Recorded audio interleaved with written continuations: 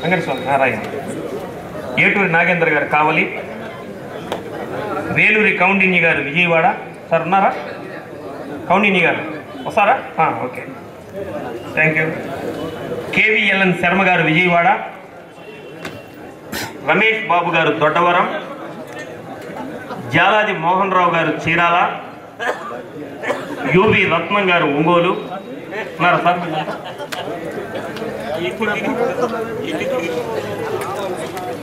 మేలంగి రాజు గారు పిరంగిపురం, తెనాలి జోసఫ్ గారు పిరంగిపురం. ఉన్నారండి? డి గోవిందయ్య గారు పిరంగిపురం, పద్దిశెట్టి వెంకటేశ్వర్లు గారు త్రిపురాంతకం, కె వినోద్ కుమార్ గారు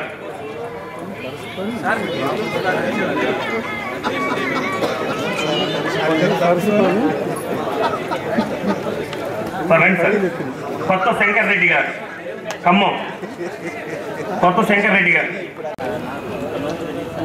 వాసంశెట్టి వెంకటస్వామి పేర్నమిట్ట వారి కవితను వినిపిస్తారు. అందరికీ నమస్కారం. నా పేరు వాసంశెట్టి వెంకటస్వామి, పేర్నమిట్ట నుంచి వచ్చాను. నా కవితా శీర్షిక పేరు రైతన్న.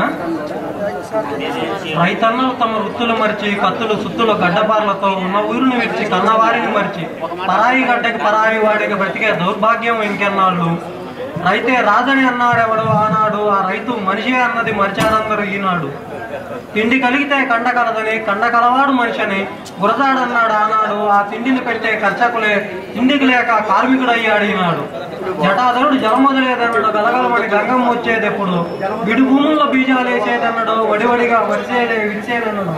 పొడిమే తల్లికి పురిటినప్పుల పుణ్యం ఏనాడు, భూమి పుత్రుల బతుకుల బాగుపడేది ఇంకేనాడు. నమస్కారం.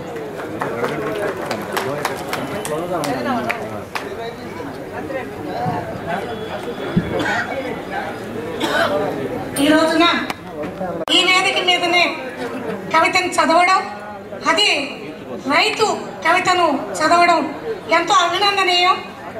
ఇదే విధంగా ఇక ముందు కూడా చదవాలని ఆ బాబుని మనందరం కరతాళ ధ్వనులతో ప్రోత్సహిద్దాం. దయచేసి ఒకసారి క్లాప్స్.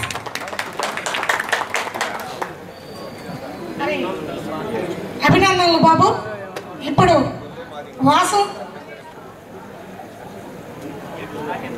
ఏటూరి నాగేంద్ర గారు కావలి వారి కవితను వినిపిస్తారు. సభకు నమస్కారం. శీర్షిక ఊపిరే ఒక ఉద్యమం. నేను ఆకాశాన్ని కడుపులో దాచుకున్న వారి గురించి మాట్లాడుతున్నాను. ఎడారి పెదాలతో మైళ్ళకు మైళ్ళు నడిచొచ్చిన దాహాల గురించి మాట్లాడుతున్నాను. జ్ఞాపకాల రస్తాల్లో ఎవరూ స్మృతి స్తూపాలు నాటడం లేదు.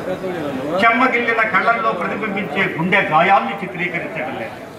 ఆకాశంలో మేడలు కట్టి నిలబెట్టుకోవడం తెలియని అమాయకులంతా ఇప్పుడు అసైన్ భూములపైన సైనికుల్లా దాడి చేస్తున్నారు. ఇది శాంతి పుష్పించిన నేలే, కాదనడం లేదు.